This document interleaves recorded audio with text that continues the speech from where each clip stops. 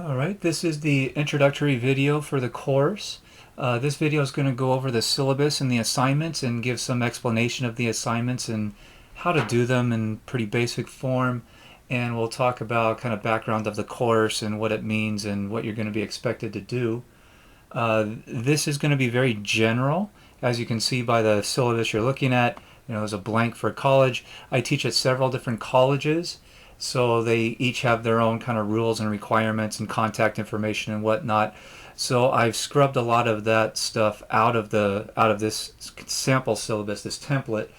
And so when you look at the syllabus in Canvas, you'll be able to fill in all those details for the college that you're at. So I teach several different courses at several different colleges. So this video again is going to be very generic, so I can apply it to all courses.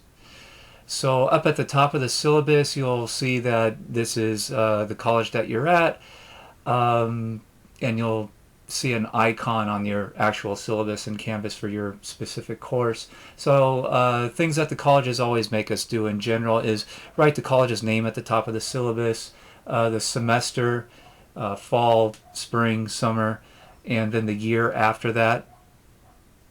And right below that is the course number. Or some colleges call it the course registration number, the CRN. After that, you'll see a catalog description, the kind of course name.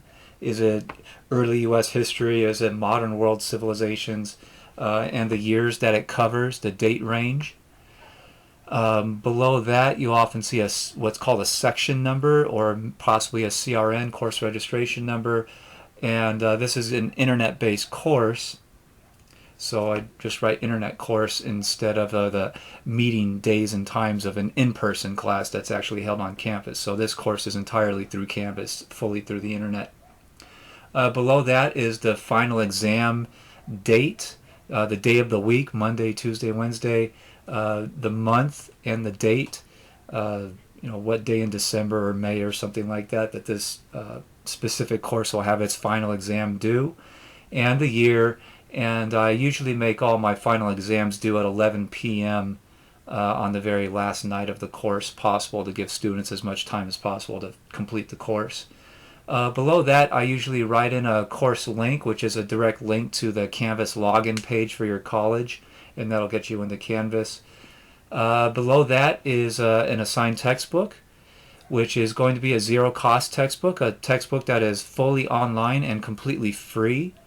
So I've been using the Boundless series recently, but again, I might transition into other textbooks in the future, so I'm leaving this also kind of generic.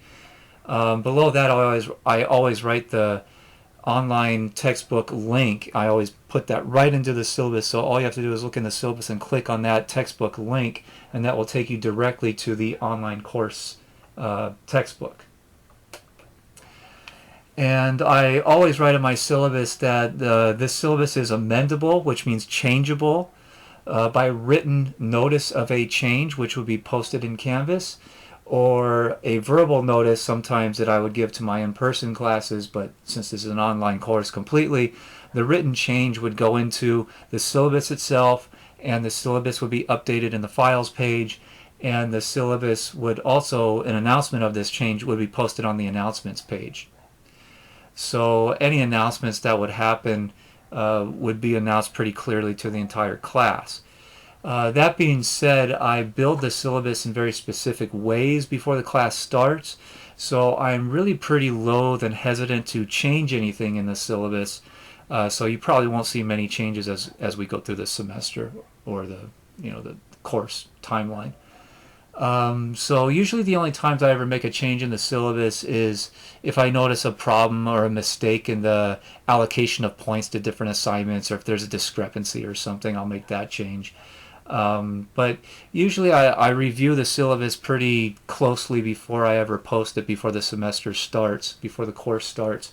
So by the time you're seeing this syllabus and you're watching this video, it's usually pretty well set.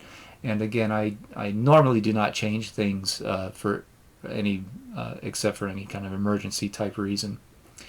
Below that is me, my kind of identification. My name is Luke Gunderson. I've been teaching in the California community colleges since 2007.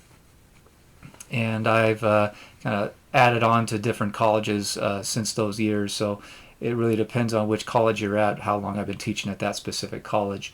Um, let's see. I've done a PhD, which is the highest level of scholarship possible in school.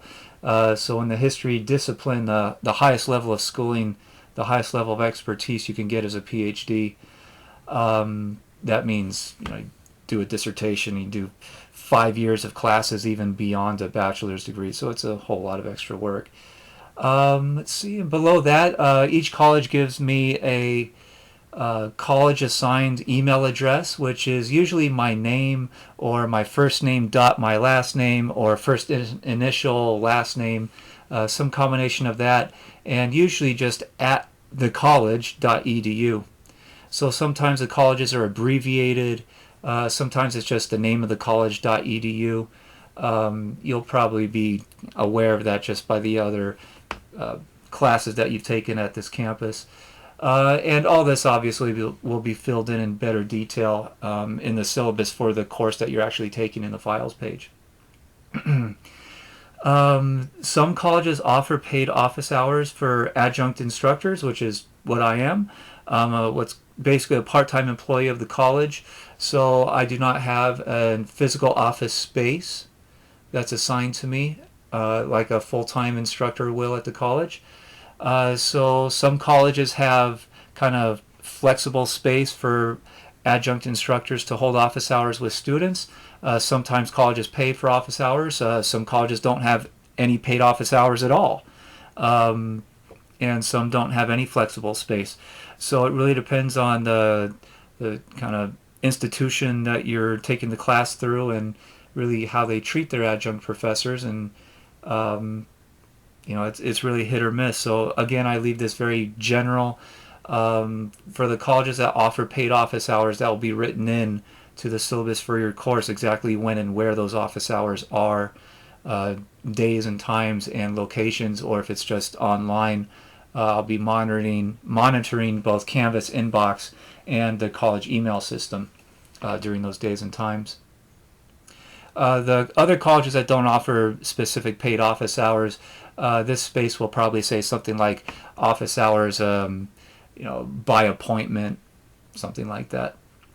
The area below that is the college course description, which is again something that the colleges require us to put into the syllabus.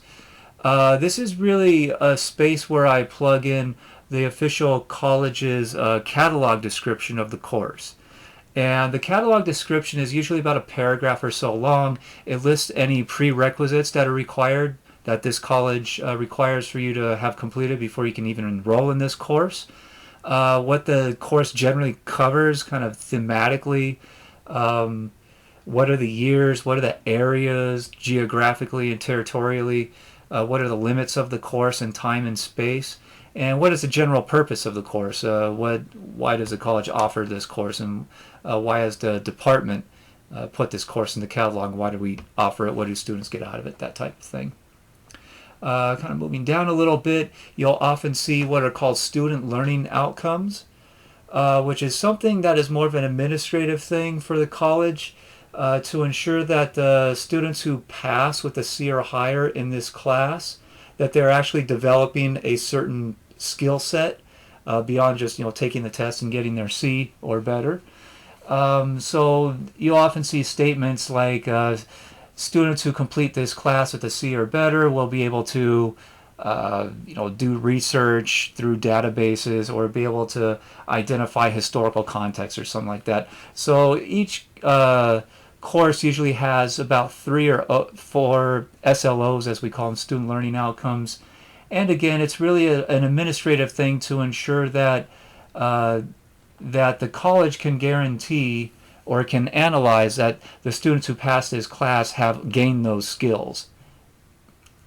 And there's even higher level learning outcomes for the entire department and the entire school or division. And it's even college-wide, and the state of California looks at the success rates for these SLOs and determining funding and whatnot.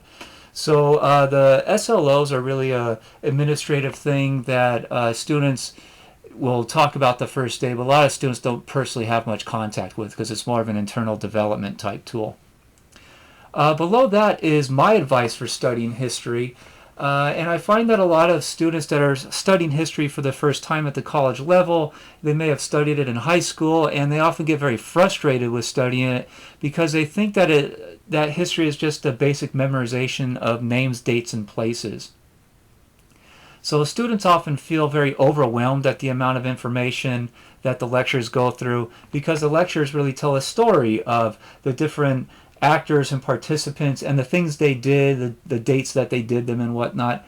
So students say they often feel very overwhelmed at the amount of information that they think that they're required to study and memorize for big kind of high stakes tests, the big exams. And I do have study guides posted on Canvas in the files page for each exam, so it gives a kind of list of the things that are kind of open season for the test. But when you think about how to study and try to memorize those names, dates, and places, a lot of students, their kind of default method is just to do basically the flashcard system, which is they write the name of someone on one side of a piece of paper and they write the definition of what that person did on the other side, and they just kind of flip it back and forth and for a few hours or so until the information kind of they can memorize it. It gets into their mind and they can memorize it for kind of short-term test taking. That's really the most difficult and most frustrating and annoying and time-consuming way to try to study and memorize the names, dates, and places. Basically, it's much easier for you to not try to memorize the details first, to take a step back and watch the lecture, take notes, and try to understand the larger themes within the lecture. What are the larger conflicts, the larger ideas that the lecture is getting to, and even the module. What are the bigger debates that's happening within the module that all the lectures are attached to? What's the common ideas that are discussed over and over again, and how are those ideas evolving over time? So try to understand those larger kind of threads of the course or the module first. And once you understand those kind of larger long-term evolutions of ideas or conflicts, it's much easier to go back and try to memorize the names, dates, and places as representative of individual turning points within those evolutions. And once you get really good at that, then that makes the memorization much easier because you're not just memorizing facts attached to a name or an idea. You're memorizing ideas in the chronology of other conflicts, of longer term developments. So it's a lot like saying you want to see the forest first. If you're standing on a hill and you're looking at a forest, you want to appreciate the overall thing first and get a feel for it. So take the time to do that first before trying to memorize the details of each individual tree. Because if you try to memorize the details first, you're going to get lost in the details, and it's just going to take you much greater amounts of time to try to memorize what you're trying to learn and remember. So understanding the overall concepts is a much easier way of trying to understand the overall ideas, and then try to, in the future as you go to study for the test, once you have that understanding of the overall long-term evolution, then you can memorize the individual names, dates, and places, again, as turning points that are representative of some major shift in ideas or events. So that's my general advice on studying history, is don't do the flashcard thing just at first. Try to understand what the course is getting at before you do the flashcards. All right, this sends us into the graded assignments section. There are 4 modules in this course. The first 3 modules are pretty self-explanatory. Module 1 is just each of the 3 first modules are lecture modules, basically. Collections of lectures, kind of groups of lectures, and then a test or an exam at the end. So Module 1 starts off the early part of the course. What are the kind of building blocks of the course? What are the kind of basic things that we need to know? What are the first civilizations, or the first kind of conflicts that get us going in the course? So that first module is usually kind of what's going on here in this time and space that our class is dedicated to. So it's kind of defining the beginning. And then you'll take a test on that. And the second module is just continuing the timeline into the next series of lectures. Most of my modules are about 6 or 7 or 8 lectures and then an exam at the end. And there's a study guide posted again in the files page for each exam. So they're usually in a folder called exam study guides or something like that in the files page. So for each module, as you're watching the lectures, you should take notes, very clear notes, and save them and keep them just like you would any other in-person lecture class you've ever attended, because these exam questions are coming right out of the lecture material, right out of those videos. So, and these videos are an hour, hour and a half long, hour 15 minutes. It's, the normal college lecture time frame. So you want to take good detailed notes just like you would any other college course and be ready to take exam on that series of lectures. Let's see. So Module 4 is very different from the other modules. That is the term paper process, where you will start off with kind of choosing what you want your term paper to be, and I'll give you feedback on that.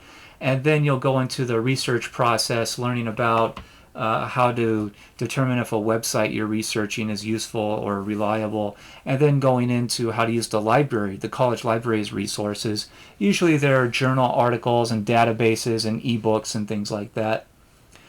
And you'll see in the syllabus for your course, and even in the assignments page, if you kind of scroll through Module 4, there's a lot of assignments in there, and it really breaks down the whole term paper writing process into a step-by-step process. So Module 4 is unlike the other 3 modules in that Module 4 also starts off at the beginning of the course, and you'll see these term paper process due dates throughout the entire course. So you want to really keep up with the Module 4 process, because it's throughout the whole course, and if you start to fall behind, that means you're falling behind in the research and writing process. And if we'll see as we get down further into the syllabus, the Module 4 assignments are the biggest portion of assignments in the whole course, because I'm more interested in you learning how to write an essay, how to research and write an essay effectively, than I am that you can demonstrate that you memorize some historical chronological stuff, names, dates, and places. So I put a lot more emphasis on Module 4 and your general writing skills, really, to get you through the course, because I think that'll help you a lot more in future classes and really in the rest of your life, being able to do research and argue your ideas with evidence. So there's a lot of assignments that are attached to the Module 4 term paper process, and we'll start going through those as we get kind of further down in the syllabus. Let's see, I tend to make all assignments due on weekday nights at 10 p.m. because I know a lot of you are working, and that's why you're taking an online class, because you need more flexibility. So I make the assignments due pretty late at night to give you the full amount of time possible. Almost all my classes, I try to define a certain night of the week as the kind of due date, kind of day of the week for all the assignments for the course. So if you look in the syllabus for your individual course, at this point in the syllabus, it'll usually say all assignments are due on like Monday night at 10 p.m. or something like that, or Wednesday night at 10 p.m. or whatever I chose for your course. And I choose that to get you on a kind of weekly normal schedule if you're turning something in every week at 10 p.m. So that 10 p.m. due date is for the responses to the lectures, which we'll talk about in a little bit. It's also 10 p.m. is the due date for all the Module 4 term paper process assignments, kind of scattered throughout the entire course. So there may be an exception to that night of the week if a holiday falls on that day of the week, I'll usually make the due date for that assignment due a week later or the next night or something like that. So you may see, because of a holiday or something, a different night for some assignments written into the syllabus. So if your course usually has your assignments due on a Monday, 10 p.m., then I might have to move it to a Tuesday, and you'll see that written into the course schedule that we'll get to in a little bit. Any assignment that's turned in, or any exam or quiz that's taken late after the official due date at 10 p.m., will be punished by a 10% point reduction for every calendar day that it's received late. So if the due date was Monday night at 10 p.m. and you turned it in on Tuesday afternoon or something, then it's 10% point reduction right off the top of whatever your score is. So if you get 100%, if you get 40 out of 40 points on the assignment as the just, you did it real well and you got the full amount of points, then I deduce 10% off of what you got, so it take away 4 points from your score. If you're going to need to miss a test date ahead of time, if you have some kind of plans or you have some kind of work schedule that's going to prevent you from taking a test at a certain day, let me know ahead of time through email or through the Canvas inbox, and we'll kind of work out whatever we'll make some kind of deal, basically. I have students that constantly have those kind of problems, so you just have to let me know ahead of time to avoid that point reduction. The first thing that is due for you will be the syllabus quiz. So you're going to take a 5-question quiz on everything that we're talking about here, and in the details of the syllabus that's in your own course. So that is usually due a week after the first week of class, and usually on whatever day of the week I picked out for your course to turn things in. So this part of the syllabus for your specific course will say that the syllabus quiz has to be completed by Monday, whatever the day of the semester is, usually week 2 of the semester, and then whatever year it is, and it's always 10 p.m. And that those first assignments that are due in week 1 or 2, you have to get those in by that 10 p.m. deadline, because I'm using that to determine any students who haven't turned it in by that deadline have not basically participated in the class, and so I may drop them for non-attendance to make room for other students that are on the wait list to add in. So the syllabus quiz is a big one to make sure you get done in those first few days of the course. Let's see. We are going to have... Oops. Yeah, that's a mistake. But we're going to have 3 major exams, and each exam is attached to one of the modules. So at the end of Module 1, you have Exam 1 for that lecture series. And for Module 2, you have Exam 2 that's testing you on only the lectures in Module 2. And yeah, this is actually a typo right here. This should not say 4, it should say 3. Because there's 3 modules that have lectures attached. So that's a mistake, typo. Let's see. So, and the final exam is going to be based on the Module 3 lectures only. So, yep. So, attending the lectures and taking notes and preparing for an exam and taking the exam and passing, these are all pretty basic nuts and bolts type things that you're going to have to learn to do as a college student. You're highly advised to actually, take the test on time, because if you contact me after the due date for the exam or the quiz, then I have to contact my own boss basically and ask if they're going to allow me to give you a makeup exam. But if you contact me ahead of time before the exam is due, then we can find some way of accommodating your needs. But if you don't contact me until after the exam is due, then there's no guarantee that I'm going to be able to actually give you a makeup test, because it's up to my boss. Next section is really talking about the mini research paper that you're going to be required to write for this course. I assign this because learning to write is a big thing in the history discipline, and probably every history course you're going to take in college is going to have you write some kind of small research essay. So the research paper is going to be at least 4 pages, all the way to the bottom of the 4th page, 12-point font, Times New Roman, double spaced. So at least 4 pages all the way to the bottom of the 4th page. That's the minimum requirement. You can write more than that if you choose.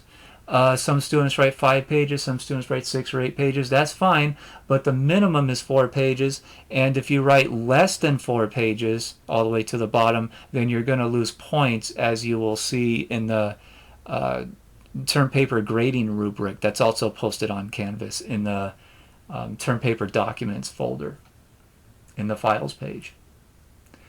And again, I'm not asking you just to spit out a final draft at the end of the term.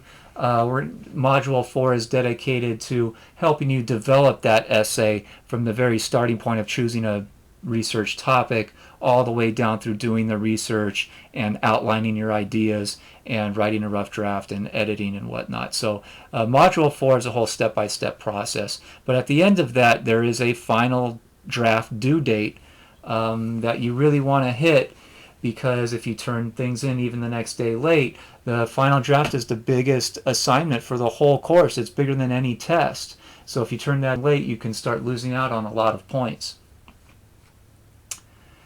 Next thing is what I call a reading response.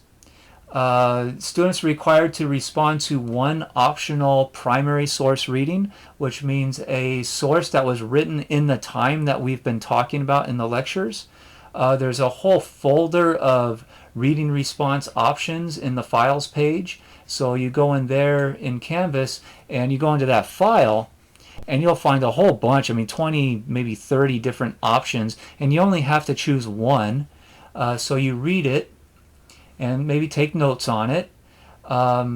There's also a document in the Canvas Files page called Lectures and Readings, which gives you a list of all the lectures with a list under each lecture about which kind of reading in the folder, the options folder, attaches to which lecture. So if you were really interested or maybe even excited about one of the lecture videos and the content of it, you might be able to find a primary source document that you can read for this reading response.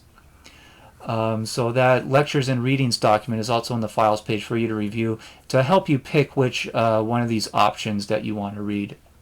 They're generally all about the same length. So what you want to do is pick which one out of that folder that you want to read, and you can access it from that folder, that options folder. You can download it. You can take notes on it if you want. It's a pretty good idea. Some of them are kind of wordy, and they're written in jargon sometimes from the area that we're studying. So it's often a good idea to take notes on this, on the thing that you're reading itself, because you're going to write a mini essay based on what you've read and what you think about it. So your essay is going to be based on your answer to the 3 following questions. Number 1, what's the main criticism or question that the writer talks about in that piece? Basically, what is their point? Why did they write this thing? What are they complaining about? What do they want to see fixed? So that usually makes up about the first paragraph of your small reading response essay. So tell me, what do you find is kind of most important? What does the writer think is most important in the world? What are they complaining about? And you also want to prove your idea, as we'll see below, with quotes. You want to use quotes from the thing that you read to prove in that paragraph the accuracy of what you think the writer's main point or main criticism was in that first paragraph to answer that first question. So Question number 2, next paragraph. What do you think is most important or effective about the thing you read? Is there a story in there? Is there an example or an allegory that the writer uses, or a funny story to get their point across that you found interesting or that really drove home the point for you? But generally, what do you think is the most important thing, or what did examples they used that was really effective? And again, quote it in that paragraph to answer number 2. And the third question you want to answer is, do we still see similar problems going on in our society today? And the answer for this question is not as simple as just yes or no. Give me examples. How do you see this going on today? What's happening do you see in the news recently that seems kind of the same type of problem that the writer talked about in the piece you read? So give me examples. That's really how you're going to get the full amount of points for that third question, that third paragraph. So you answer these 3 questions. You usually have about 3 paragraphs with some quotes. So the reading responses usually end up being about a page and a half, maybe 2 pages, double spaced, 12-point font. And you're going to turn that in through the reading response link at the end of Module 1 in the assignments page on Canvas. These reading response essays, they are assigned to the more modern courses I teach. So if you're taking a U.S. history course or a modern world civ or a modern Western civ, really anything since the year 1500, those are the courses that you'll see this reading response assignment in your own syllabus for the course. For more ancient courses, ancient world civ, ancient Western civ, something like that, you'll see this next one down, which is called a film analysis. So basically, I've decided that a lot of the ancient sources are much harder to read and understand. So instead of doing a reading response on something written from the time, I'll instead ask you to do a film analysis of a theatrical film, a Hollywood film based in a topic, an ancient topic that our class goes over at some point. So there's a lot of films out there. I mean, there's Robin Hood, and there's all kinds of films based on the Roman Empire, ancient China or something that you can choose from. There's tons of them out there. And the mission of this is really not just to watch a film and kind of comment on what happened in the film. I'm not looking for a summary of the film. What you should do instead is analyze the film's historical accuracy. So the question you want to answer is, did the film portray historical events accurately according to what historians think actually happened in that place and time that the film is talking about? So how do you do that? Well, you don't want to analyze every single facet of the film, because that'll take you years to, I mean, people write books about certain films and their historical accuracy. So what you want to do is pick out 1 or 2 kind of facets of the film. Were the costumes accurate? Were the battle scenes portrayed accurately? Was the conflict or the decision that the main character gets involved with, is that portrayed accurately? So you want to pick just 1 or 2 of those kind of smaller areas of the film to look at and analyze for accuracy. And you're going to write an essay that basically argues one way or the other. I mean, your essay can argue, yes, the film's portrayal is very accurate with costumes and with whatever conflicts or whatever is going on in the film. But again, you cannot just say it, you have to prove it. So you have to use evidence, historical evidence, a historian to prove it. So how are you going to find that? You're going to have to do some research. So you're going to have to maybe look in the online textbook about the textbook's description of that civilization or that government or that leader, and compare that to what the film's portrayal is. You could also look in the scholarly articles in JSTOR or one of the other databases in the college library. Some historians also publish things on the general internet you might be able to find, but you want to find something that a professional historian at a university has written about that film and what they're saying about the film's accuracy. So you're going to quote what the historian wrote and use that as evidence for your argument whether or not the film portrayed those events accurately. So the quote should be cited in parentheses with the author's name and maybe even the page number if you found something in a textbook or a scholarly article in the databases. Usually a good film analysis is about 1.5 or 2 pages long, double spaced, 12-point font. Because usually what a good film analysis does is kind of start off with a quick description of the film and maybe 2 or 3 sentences. Who are the main characters? Where is this film based and whatnot? Where and when? And then after that, you're going to write probably 2 or 3 paragraphs about these different areas of the film that you're analyzing. So paragraph 1 would talk about this is how the film portrayed the characters and their conflicts that they get involved with, or the big decision the character has to make. And you'll say whether or not that's accurate, and after that you'll give some quotes from some historians that prove whether or not it's accurate. And then you'll go on to the next paragraph, arguing, I don't know, about did the film accurately portray the costumes according to what historians think that the people back then wore and used, or whatever you want to analyze. And same thing, process just repeats. Then you'll use a quote from a historian backing up your claim. And that's really the whole process. That's the whole film analysis. So you do that, and you're usually at about a page, page and a half, 2 pages by the time you're done. And again, you're going to submit this through the film analysis link in the assignments page. The film analysis is due at the same day and time as exam 1. So that's the process for that. And the point totals for either the reading response or the film analysis are written into the course syllabus for the course you're actually taking. Because I change point totals around every once in a while as experiments and when I add new assignments and stuff like that.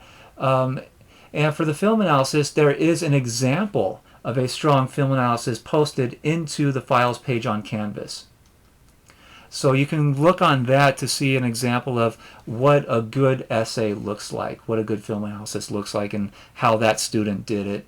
And I highlighted some stuff in the example and said, this is a good example of a good quote from a historian and whatnot. All right, so those are either the reading response or the film analysis, depending on which course you're taking. All right, the next part of the syllabus is an explanation of the lecture critiques. So that's here. Students are required to submit their thoughts on the lecture videos. I call these lecture critiques, and those lecture critiques can focus on really almost anything that you want from the lecture video. It can be what you thought worked about the video or did not work in helping you understand the historical concepts or understand the topic. It could be your general questions about the historical content, which why did a government leader make this decision instead of that decision, that type of thing, or any other types of questions that you might have about the historical content. So critique can go from really about 2 sentences or so to about a paragraph, but should not go beyond 100 words. So these are not intended to be large writing assignments or anything. It's just your quick response or your questions that you might have had about the video. Critiques will be graded on a credit or no credit basis, which means that you will either get full credit or you won't. So I'm not grading these critiques based on the quality of the question or the comment or anything, where some questions that people post are a B and others are C's or anything like that. So you either get the points or you don't. And you must receive credit for at least 10 critiques throughout the semester or throughout the term of the course, if this is a summer school course or winter intersession or something like that, in order to receive the 10% full credit for the entire overall course grade. And I break that up into the different modules. So the due dates, well, just to explain how the credit's broken up first, there are 3 modules in the course that are lecture heavy, modules 1, 2, and 3. And each of those modules individually will require at least 3 or 4 critiques per module. So usually module 1 is one of the shorter ones with the fewest amount of lectures. So that will require at least 3 lecture critiques due. And same with module 2, usually a shorter one, so usually at least 3 critiques. And module 3 for my courses is usually the longest part, has the most lecture videos attached to it and textbook readings and whatnot, so that one will require at least 4 critiques. So 3 plus 3 plus 4, that adds up to the at least 10 critiques required for the entire term. And we can see this reflected down in the grading scale. As you scroll down a bit, you'll see Module 1 lecture critiques, 30 points possible. So each critique that you submit is worth 10 points up into the total possible for that module. So again, the first one, at least 3 lecture critiques are going to be due, so that's 30 points. Same with Module 2, 30 points. And then as you get down to Module 3, because it's a bigger module, has more lectures, you're required to submit at least 4 for 40 points possible.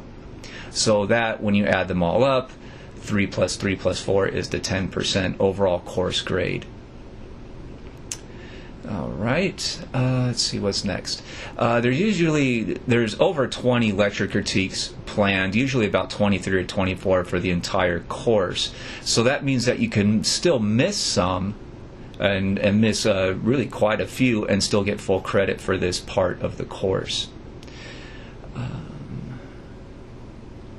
You will be posting the critiques into the discussion page, though when you access the lecture in Canvas, you'll do that through the assignment page, and just below where you'll click on the lecture video to start it, there's going to be a little button below that or a box that says reply, and if you just click on that and type in your questions or your response, that will go directly into the discussion page. So once you post it, it will go to the discussion page, and then you'll have an opportunity to review the other questions and comments that other students have left. And once the due date passes, then I'll go through and start responding to them. So the lecture critiques are due generally at 10 p.m. on the day that the lecture title falls in the schedule section. So let's skip down to that real quick. Once you get down to the schedule, you'll see in this template, this example, this is for a Modern World Civ course. So the due date for these assignments will be August 24. So this is obviously a beginning of the fall semester for this class. And so everything listed for August 24th is going to be due that day. Like the syllabus quiz is due by 10 p.m. And then you have these lecture videos that are listed in red.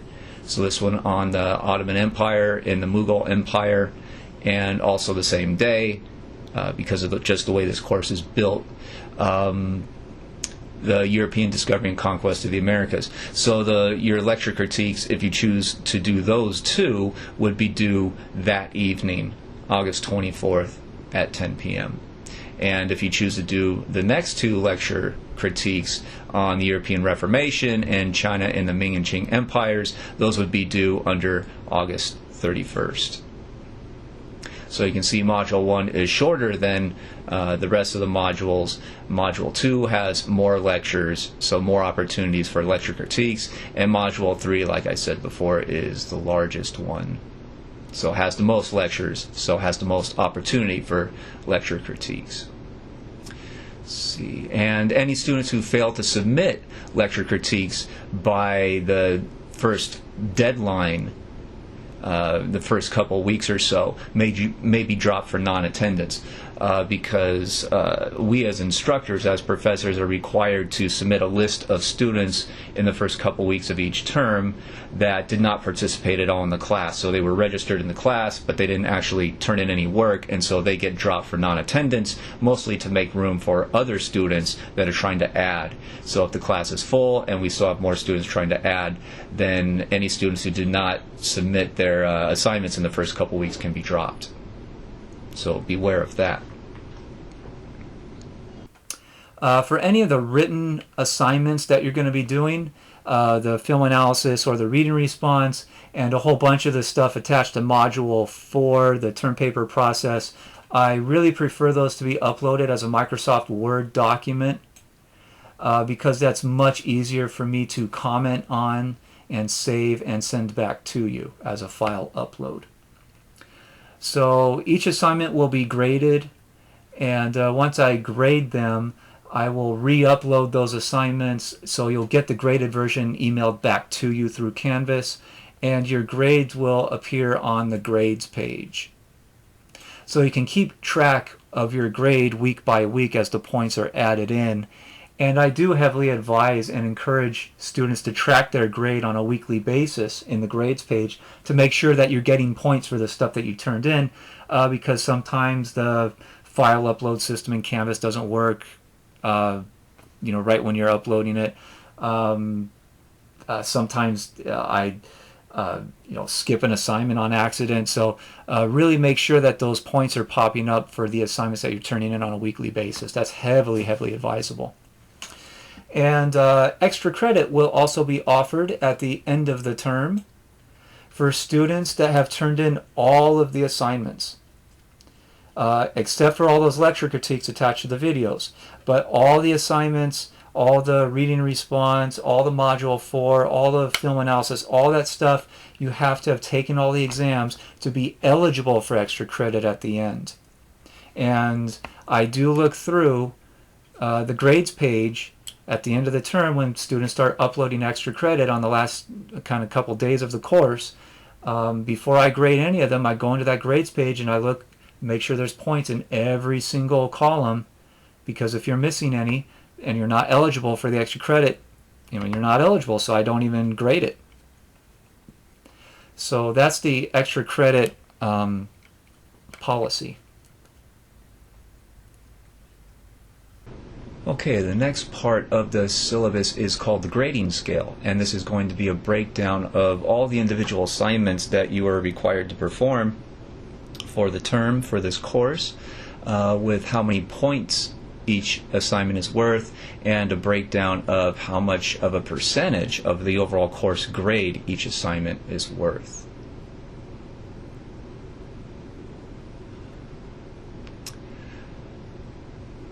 So the big thing to note with this class is the Module 4, which is listed here in brown. And Module 4 for this course is going to be in what we call an oral history as historians. So historians call this an oral history. It is, in layman's terms, an interview project. So there's several pieces of this project that you're going to be required to perform.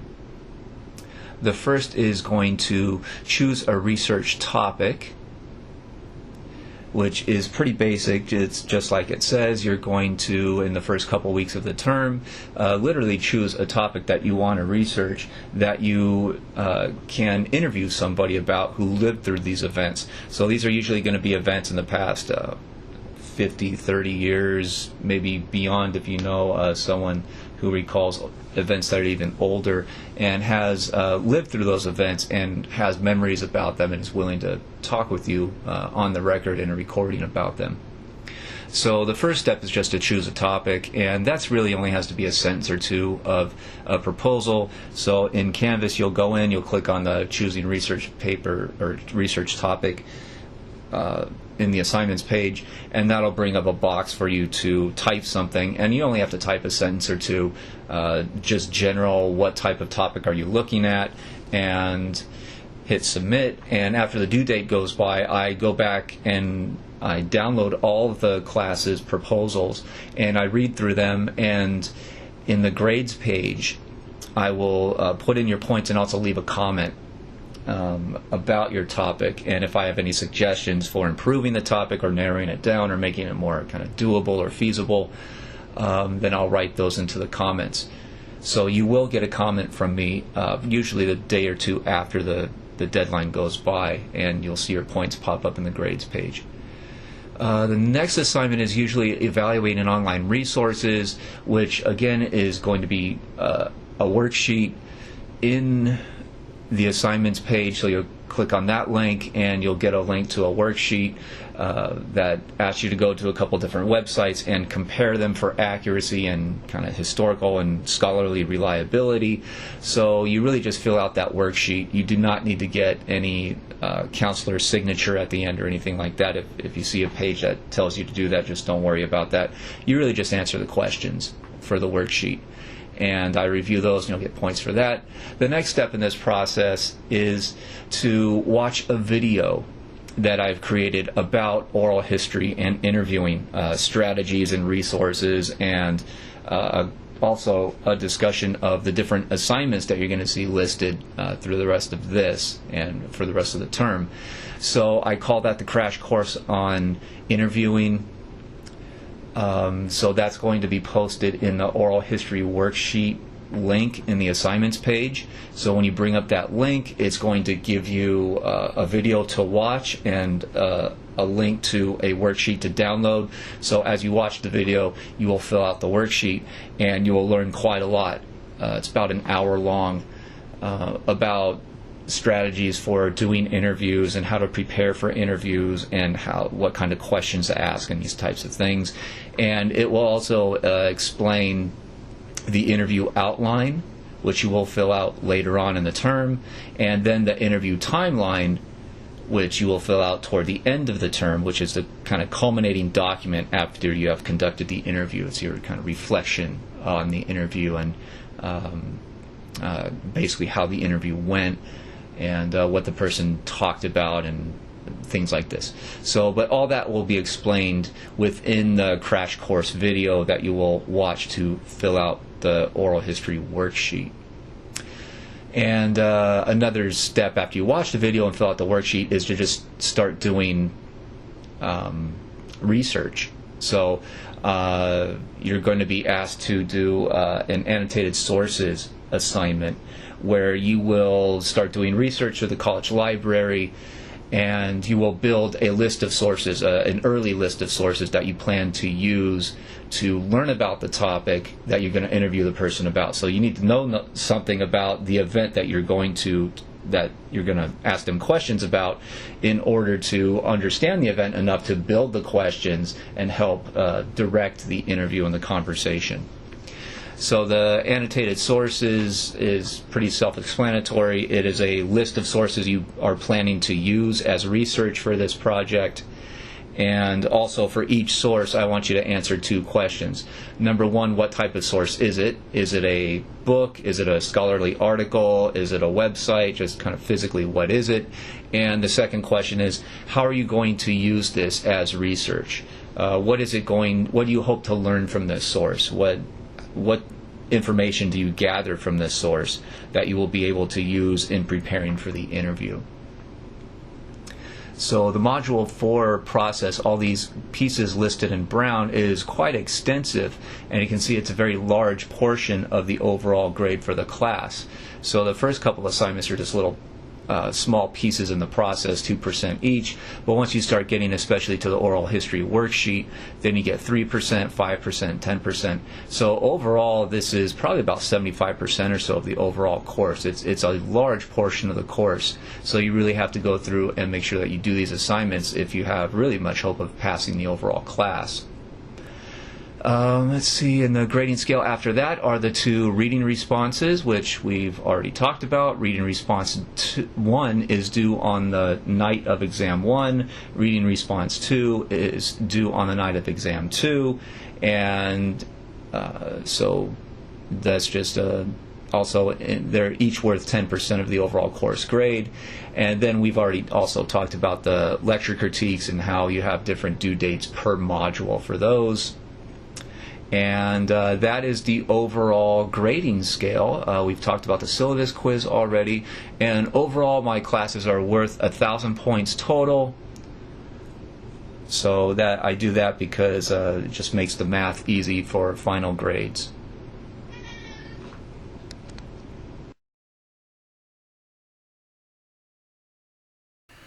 And skipping quickly downward, this is also pretty generic, the term grading scale. It really depends on which college you're at. Some colleges only do A, B, C, D, and F. They do not do pluses or minuses. So again, this is going to depend on kind of what your college policy is, what the college has decided for you. And like I said, I teach at several colleges, so but anything in the A range, A minus to A plus, is going to be 90 to 100%. Anything in the B range is going to be 80 to 89%, including pluses and minuses. But your specific course syllabus will have these numbers listed specifically for your class. And below that is the course schedule. Again, it's color-coded. The video lectures are in red, so they are due on, say, the specific date that is listed for them. So you can see on this example, this Ottoman and European discovery, those lecture critiques are due by 10 o'clock on the very first due date night, along with the syllabus quiz. They're all due at 10 p.m. for that date. And then the next week you'll go on and you will watch the next two videos, and they are due by 10 o'clock on the next date, and that's how you're going to go through the course. And again, the first exam is going to be due on that due date. So as you go through the modules, that's basically what you're going to be doing, is watching the lecture videos, replying to them through the assignment link into the discussion board, and then going and taking the exam by the time you finish the series for the module. The module exam is open any day that you want to take it up until that due date. So that is designed to give you as much flexibility as you want according to your own personal schedule. If you want to watch all the lectures for that module the first week and then take the exam, that's fine. It's up to you. Students do that. And then you would go on to the next module, which is another lecture series. And you will take the exam by the due date for that one. So module 3 is often a large one, especially for my modern courses. And they culminate with the final exam due at the end of the term.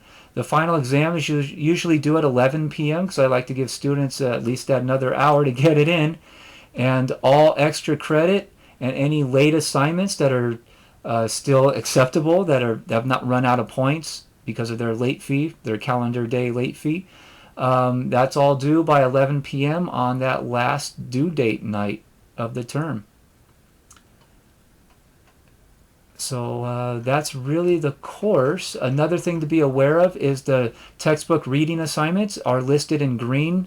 So they're attached to the textbook readings that connect to the lectures in red are right below.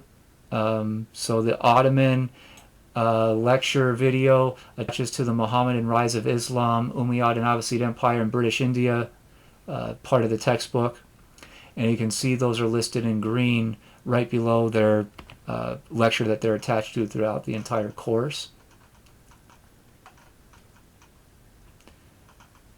And below that is really course policies that are usually pretty basic.